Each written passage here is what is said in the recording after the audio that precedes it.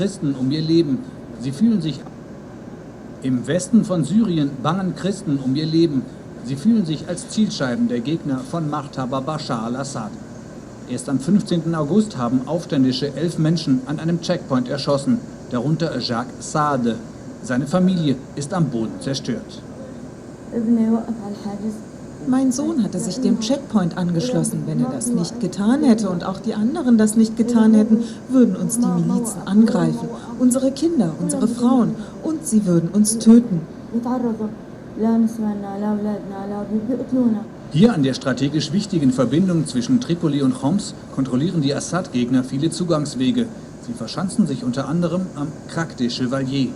Die einstige Kreuzritterfestung zählt zum UNESCO-Welterbe.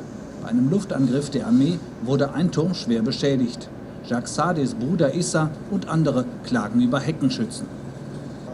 Die Hauptstraße zum Dorf Marmarita führt an der Festung vorbei. Wenn wir in das Dorf wollen oder aus dem Dorf heraus, können sie uns von oben beschießen.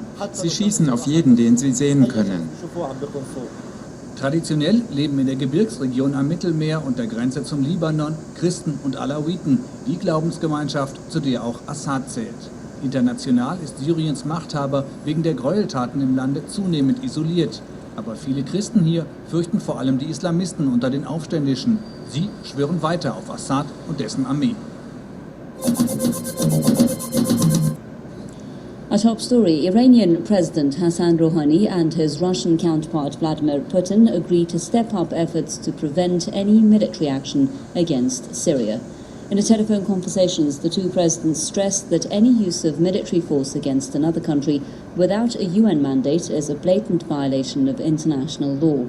Putin and Rouhani agreed that any use of chemical weapons is unacceptable and emphasized that the Syrian crisis must be resolved only through diplomatic means. Meanwhile, commander of Iran's Islamic Revolution Guards Corps, Mohammad Ali Jafari, is warning that the US will face another Vietnam if it attacks Syria. The commander said America's new warmongering will cost demolition of Israel.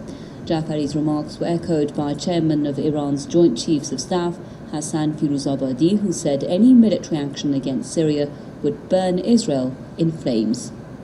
Welcome everyone to GGN. Today is Friday, August 30th, 2013. I'm Darko and my website is Global Government News, ggnonline.net. And on YouTube, my channels are ddarko2012 and ddarko2013. Have Russian and Chinese representatives to the United Nations walk out on Mrs. Cognitive Infiltration, which is Samantha Power. I didn't know, but she's Cass Sunstein's wife. Cass Sunstein was the individual who wrote the paper, the thesis, and proposal on conspiracy theories and basically constitutionalists and how to circumvent that. He's a real scumbag, globalist, and says here that the Russian and Chinese officials walked out of the UN Security Council meeting in New York on Wednesday after a U.S. permanent representative Samantha Power had called for an immediate action in Syria. Permanent members of the UN Security Council of Russia, Britain, China, U.S., and France had been invited to the closed meeting. Then Syria resolution authorizing military force fails in UN Security Council. This is the only source that I'd come up with is CBS News from August 28th, which says the 5 permanent members of the UN Security Council failed to reach an agreement on Wednesday on a British proposed resolution that would authorize the use of military force against Syria, as the UN chief pleaded for more time for diplomacy. Syria war coalition dissolves. Britain, France, Canada, and most other countries say no to Syrian attack, but it says here U.S. is isolated. After it was revealed that U.S. claims that the Syrian government carried out recent, as a typo or something, recent chemical attacks are wholly unsubstantiated, the U.S. has become isolated. Obama not ready to order a Syria strike, but gives up on United Nations. He said on Wednesday that he had not signed off on a plan to attack Syria, but action appeared likely after Washington stopped seeking a UN mandate. But I watched a White House press briefing with some dude named Josh. It wasn't Jay Carney. I don't know who he represented, but he's just your typical smirking, bold-faced, sociopathic liar. They're able to manipulate words, and that's what they're there to do, is to make sure that they go and answer in riddles. A good example, they say, the White House said, there are certain Assad is using chemical weapons, but won't comment on whether they are clear on the evidence.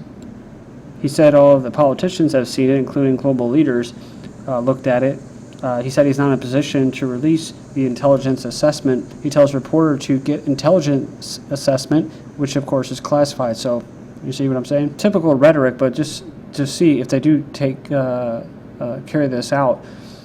He says, we're here to protect our national interests. That's not the people's. That's the corporations and Zionists that are occupying our country. He says the international norms, he kept using that to protect the international norms of the international community. Maybe that's international Zionism, international global banking, scamming, I don't know, but business as usual. He said regional allies, which was interesting, was he referred to Turkey. They will support Turkey and Israel, but he basically stressed that they will not support Jordan, which is coincidental because I just saw a release on Press TV saying that Turkey called for regime change in Syria, and Jordan has opposed any kind of intervention. And kind of finish it up here about that press release or press session, the White House. Basically, the journalists were trying to grill him to get answers out of this guy. And basically they're like, well, is Syria and these chemical weapons, are they a threat to the United States here inside our borders? Because they always try to play that game. And he actually said that they are a direct national threat to the continental United States. And he also said that this sets a precedent and what I saw as a deterrent to other, he said, totalitarian regimes and dictators with chemical weapons. So they're kind of referring to anyone that resists Western imperialism. So, and I guess a little stab at Iran. And to finish up here, what I learned about the War Powers Act was that they have 60 days before they have to go to Congress. So that's why they're going to try to do what they did in Libya, which is to do it real fast within 60 days. And if they think that they can't get it done within 60 days, then they probably won't do it. A war-weary public leery of another Middle East entanglement. The American public doesn't have much appetite for a military strike in Syria. So I love this stuff right here, as I've talked about this before, about the people that don't support this. There's people that know about it and don't support it, and there's people that don't know what the hell is going on. They're actually already funding it. They've been funding it, and they just say, we'll just let the Muslims kill each other, and we don't have enough money to fund it. They say people don't fully understand how America has national interests. Well, they don't have any, the actual people, individuals, never have any interest in any of these wars. They're not well versed on who's fighting whom. Of course they don't, because they're supporting terrorists. They'd be up in arms if they knew that. And they wonder why this country is not spending precious federal dollars on boosting the domestic economy rather than engaging in faraway conflicts. Demonstrations held across the world over U.S.-led military strike on Syria. So there was protesters around the country, around the world. Said here that the Arab people oppose any military strike by the U.S. and its NATO allies against Syria. This is in Jordan. We reject the Zionist and the American attack against the Syrian land. Obama ready to go it alone on Syria war's allies back out. Britain's out. France also wavering on attack plan. President Obama's plans to launch a nominally internationally backed war on Syria are in shambles tonight, as the handful of partners they'd managed to cobble together to pass off as international are less and less eager to start the war without any proof of the Syrian government wrongdoing. And then from the AP, U.S. intelligence officials are not so certain that the suspected chemical attack was carried out on Assad's orders, or even completely sure it was carried out by government forces. Referring to that term that they used in Iraq, a slam dunk case, yellow cake and stuff, it says here that these chemical weapons attack is no slam dunk, with questions remaining about who actually controls some of the chemical weapons. Obama said, we have concluded that the Syrian government is in fact carried out these. And he says here that, and if so, then there needs to be international consequences to establish or maintain an international norm. U.S. military officers have deep doubts about impact and wisdom of U.S. strike on Syria. Military officers, intelligence officers don't support it, but the politics do. Politicians, Iraq redux, Obama says, trust us as United Nations retreats from Syria. But it goes here, the gears of war are still grinding hard. And you can see Obama getting more and more gray hairs. So, news apparently staged by CNN to promote war in Syria. The primary witness that the mainstream media is using as a source has been caught staging fake news segments. Recent video proves that Syrian Danny, the supposed activist who had been begging for military intervention on CNN, is really just a paid actor and liar. It's kind of old news, but you can see how they do this. On Syria, Obama says he's eyeing shot across the bow. So again, another term that he didn't come up with this crap. It was told to him. So he said that any U.S. military strike would be a shot across the bow that avoids seeing America pulled in any kind of open-ended conflict. You see, they have to use those words, open-ended conflict within the 60-day period, so they don't actually have to go to Congress, right? The people that are supposedly representing you. So that's something that dictators do, and that's talking about shot across the bow. It's not just about Syria, it's wider regional, which they understand. UN orders its inspectors out of Syria in anticipation of strikes. U.S. threats to launch airstrikes within days trigger demand by Ban Ki-moon for early assessment of inspectors' findings. Better be careful they don't get shot by the United States and UK-backed snipers. It says here, Bandar Zionist lobby partnering to maneuver Obama into prolonged war with Syria. It says here that he's developed relationships with 5 presidents. Also, he was about invading Iraq in 2003, and in the 80s he was deeply involved in the Iran-Contra scandal. And of course he's been supplying arms and training to the terrorists. The UK could still launch strikes on Syria without UN approval. So this is what it seems like. They're going to go ahead and do this without UN approval, which, again, I want to make this quick point.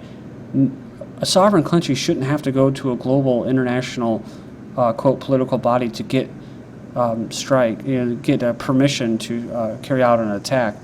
So it's kind of you have to see it through as far as that. The United Nations did absolutely nothing and were playing political footballs with Syria when they wanted them to go inspect the last 2 chemical attacks by the rebels, but they didn't. So, they have no legitimacy. So these 2 maps show just how much Western power is surrounding Syria right now. We just covered about how these planes from the UK are in Cyprus. Of course, you have NATO, you have missile shields in Turkey. In Jordan, they have a huge buildup, and of course, you have Kuwait. But you have what, 5 ships, Mediterranean over there, and then of course, the UK has a fleet of aircraft carriers and destroyers. Of course, you have Bahrain, Qatar, UAE, Saudi Arabia. So U.S. Navy-guided missile destroyers in the Med are within range of Syrian targets, but on the other side, the Syrian air defense system is very robust, as Stratfor notes. With 54,000 personnel, it also is twice the size of former Libyan leader Muammar Gaddafi's air force. So here's all of Syria's naval bases, and probably the S-300, S-400, and probably the other magical secret weapons. Then here are all the Syrian Air Force bases. Of course, U.S. Air Base there, U.S. Air Base there, and if they really wanted to, they could use Iraq, and then they have Jordan. The U.S. deploys 5th warship near Syria. It says it's here, armed with cruise missiles. Also, Russia denies its Mediterranean naval redeployment is linked to Syria. Say it's part of a planned rotation. It said Sunday that Russia should have 5 or 6 vessels permanently deployed in the Mediterranean. Then Syrian army moves Scud missiles to avoid strike. So they removed several Scuds and dozens of launchers from a base north of Damascus to protect weapons from a Western attack, they said. Commander of the Iranian Al-Qud brigade said to U.S. soldiers, prepare your coffins before setting foot in Syria. He said that the countries, here the Arab countries, are sent to heaven and they will be the graveyards of Americans. So the eldest son of Syrian President Assad, I guess he's 11 years old, described America's army as cowards with a new technology who claim themselves liberators, saying that even in the event of a land invasion of Syria, Western forces will never destroy these remnants and little bits of resistance. It's who we are. We were born to fight and resist. Does Obama know he's fighting on al-Qaeda's side? If Obama decides to attack the Syrian regime, he has ensured for the very first time in history that the United States will be on the same side as al-Qaeda. From 7 hours ago, Syria, napalm-like burns after school attack. People suffering from napalm-like burns have been speaking of an attack in which a plane apparently dropped an incendiary bomb on students in Syria. So the video posted on the internet is said to have come from an account associated with the rebel group in Aleppo. So there you go. So 7 people dead and 50 wounded. Again, they're going to blame it on the government for attacking civilians, when again that's the modus operandi for the rebels, for the terrorists. Maybe it was out of a plane. Maybe it was a Western plane. Remember back in March in 2013, a report says Syrian officials claim chlorine saline mix used in Aleppo attack against civilians. So that's probably what's happening again now. UN has testimony that Syrian rebels used sarin gas, and this was from May 5th, 2013. Syrians claim Saudi supplied rebels behind chemical attack. The big proof that they're using is 100 YouTube clips by the terrorists. They claim the Syrian opposition does not have the capability to fabricate, so it must be true, right? This is GGN. Thank you.